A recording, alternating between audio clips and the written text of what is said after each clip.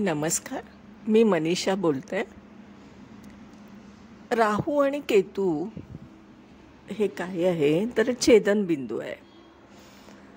आता आपण ह्याच्यावर बोललो आहे कारण की त्याचं जे आहे हेड पार्ट म्हणजे राहू आणि बॉडी पार्ट म्हणजे केतू हे छेदनबिंदू आहे.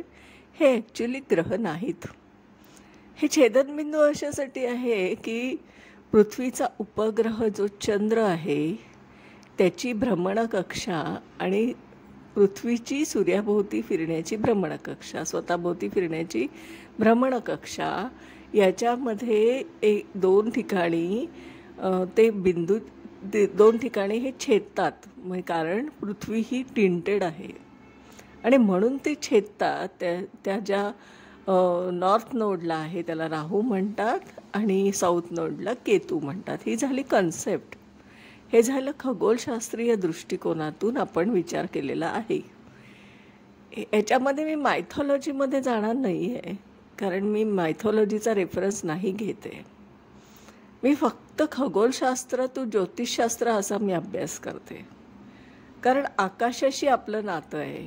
आपलं नातं जे आहे ते आपण जोडतो आहे जिओसेंट्रिक, म्हणजे आपण पृथ्वीवासी आहोत आणि पृथ्वीवरून आपण आकाश निरीक्षण करणार आहोत आणि त्या निरीक्षणामधून पृथ्वीच्या जवळ आल्यावर ग्रहाचा कसा इफेक्ट होतो आपल्या जीवनावर, हे म्हणजे ज्योतिषशास्त्र आहे ना.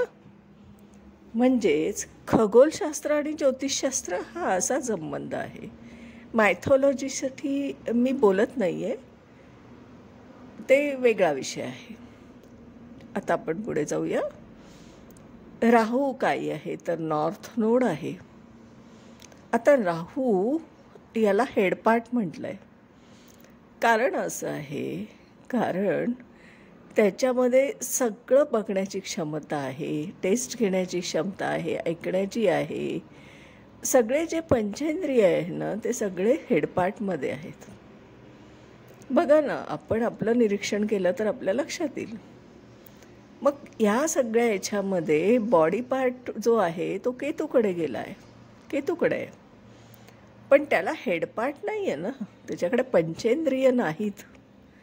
मग आपण आता असा विचार करूया की प्रिडिक्शनमध्ये दृष्टिकोनाची घ्यायची, गृहीत धरायची, दोघांची की कोणाचीच नाही, का कोणीतरी एकाची. हा जो काही कन्फ्युजनचा भाग आहे ना हा मी आज समज दूर करणार आहे. कारण हे माझा रिसर्च आहे स्वतःचा. मी प्रिडिक्शनमध्ये हे अप्लाय करून बोलते बरं का. हे मी जातकाच्या कुंडलीवर हे सगळं अप्लाय करून आणि त्याचे रिझल्ट्स आल्यावर खात्रीपूर्वक बोलते. कारण हे असं मला वरवर बोलणं काही पटत नाही. आता असं आहे की राहूला जर हेडपार्ट आहे तर त्याला दृष्टी असणारच आहे कारण पंचेंद्रिय तिथे आहेत. मग ती दृष्टी आहे कशी तर 2, 5, 7 आणि 9 हे जी काय आहे दृष्टी ती फक्त राहूला आहे बरं का. राहूकडेच कन्सिडर करायची आहे. राहूकडूनच याचा विचार करायचा आहे फक्त आपण. आणि जर केतूकडे बघितलं आपण तर केतूकडे बॉडी पार्ट आहे, हेड पार्ट नाहीच आहे. कमांड द्यायला काय पाहिजे आपल्याला? बॉडी पार्टवर जे काय आपला हेड पार्ट आहे ना तिथे आपली कमांडिंग सिस्टीम आहे. आपल्या शरीराचं निरीक्षण केलं तर आपल्याला कमांड कुठून मिळते? आपण डोळ्याने बघतो आहे, त्या संवेदना आपल्या मेंदूकडे जात आहेत आणि मेंदूकडून आपण त्या व्यक्त जगतामध्ये व्यक्त होत असतो आणि ते पूर्ण शरीरावर आपण कमांड होत असते मेंदूची. आणि हा जो ब्रेनचा पार्ट आहे हा सगळा कुठे आहे? राहूकडे आहे ना. म्हणून राहू काय आहे तर राहूला सगळं दिसतंय, ऐकता येतंय, टेस्ट घेता येते, कानाने ऐकू येतंय, पण हालचाली अजिबात करता येत नाहीत. कारण त्याच्याकडे हालचाली करायला बॉडी पार्टच नाही आहे ना. तो कसा चालणार? तो कसा हाताने वस्तू उचलणार? बॉडी पार्ट नसेल तर काय करू शकतो व्यक्ती? तर म्हणून केतूला दृष्टीच असू शकत नाही. हे लॉजिक त्याच्यामागे आहे आणि हे खरं कारण आहे. म्हणून केतू काय करतो, जर आपल्याला काही दिसतच नसेल, आपण ब्लाइंड असू, आपल्याला डोळ्याला काही दिसत नाही आहे, कुठल्या संवेदना नाही आहे, तर आपण काय होतो, आयसोलेटेड होतो की नाही. आणि आयसोलेटेड होतो म्हणजेच काय, की आपलं इनर जर्नी चालू होतो, म्हणजेच मेडिटेशन. आणि आपण जे काय आपल्या आत्म्याशी जे संवाद करायला लागतो ना, ते केतू आहे. आणि म्हणून केतू डिटॅचमेंट आहे. आणि राहू हवं हवं हवं, मी माझं मला हे सगळं घेत असतो, पण त्याला हालचाली मात्र करता येत नाही, कारण बॉडी पार्ट नाही. आणि केतूकडे हेड पार्टच नाही, त्यामुळे बघण्याचा प्रश्न येत नाही आणि कुठल्याही संवेदना असण्याचा प्रश्न येत नाही. आणि म्हणून केतूप्रधान असलेली व्यक्ती ही साधारणपणे स्पिरिच्युअल पाथवेवर फास्ट प्रवास करते, कारण तिची डिटॅचमेंट लवकर होते. आणि तिला हे या जगाशी म्हणजे व्यक्त जगाशी काहीही जास्त देणं घेणं नसतं. व्यवहारिक जगतात ह्या व्यक्ती वावरत असतात, पण तुम्हाला ते दिसतील त्या कुठेच इन्व्हॉल्व नाही आहे, त्यांना त्याच्यात रस पण नसतो, इंटरेस्ट तर अजिबातच नसतो. पण ठीक आहे, आता जन्माला आलो आहे, कर्तव्य करायचे, सगळे कर्म करायचे तर करूयात, अशा पद्धतीने ही व्यक्ती वावरत असते. पण राहू प्रधान व्यक्ती मात्र तुम्हाला असं दिसेल की एक संपलं की दुसरं डिमांड, दुसरं संपलं की तिसरं डिमांडिंग. कारण सगळे पंचेंद्रिय तिथे सारखं आपलं हवं हवं हवं, मी माझं मला गोळा करायचं आहे, पण गोळा करता येत नाही. आणि म्हणून असं होतं की त्या ॲक्सिसवर राहू जिथे असतो तिथे हवं हवं आहे, आणि केतू जिथे आहे तिथे सगळी डिटॅचमेंट आहे.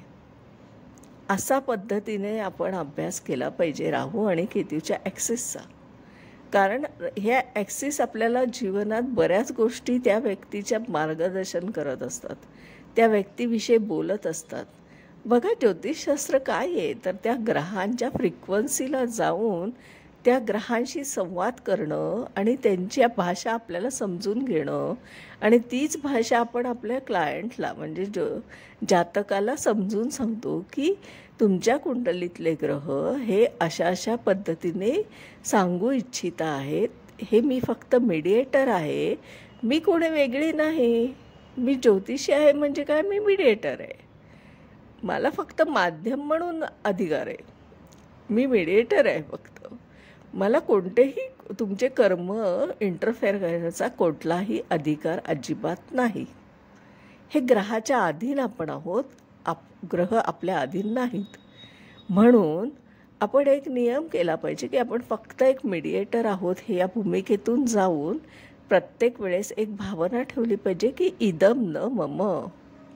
मग आपल्याला अहंकार पण येत नाही आणि ते धरून ठेवण्याची इच्छा पण होत नाही, आणि त्याचा स्वाभिमान अभिमान काहीही आढळत नाही. अशा पद्धतीने जेव्हा आपण ज्योतिषशास्त्राचा करतो ना अभ्यास, आणि जेव्हा प्रिडिक्शन, आणि जेव्हा आपण सगळ्या गोष्टी शिकवत असतो, त्यावेळेस एक वेगळाच लहेजा आपल्याला बघायला मिळतो. भाषेमध्ये पण ती भाषा अलंकारित भाषा होत जाते आपली. हे गॉड ब्लेसिंग असतं. हे सगळं पूर्वसंचित पुण्यकर्म किंवा आपला मोर दॅन इनफ असेल तर आपण नेहमी ज्योतिषशास्त्राच्या मार्गावर जात असतो. मी सांगितलं आहे एका व्हिडिओमध्ये, तुम्ही बघा, त्याच्यामध्ये असं सांगितलं आहे की 8th हाऊस काय आहे, तर गेटवे आहे स्पिरिच्युअल पाथवेवर जाण्याचा. इन केस आपल्याकडे जर मोर दॅन इनफ असं पूर्वसंचित पुण्यकर्म नसेल तर आपल्याला परत ह्या सगळ्या मटेरियलिस्टिक लाईफमध्ये रिव्हर्स प्रवास करावा लागतो. तो होऊ नये आणि त्याची ती अवहेलना होऊ नये म्हणून कर्म चांगलं करा असा आपल्याला संदेश जो देण्यात येतो ना, तो त्याच्यामागे हा अर्थ आहे. आजच्या दिवसात इथेच थांबते. परत उद्या भेटूया, नवीन विषयावर बोलते. धन्यवाद.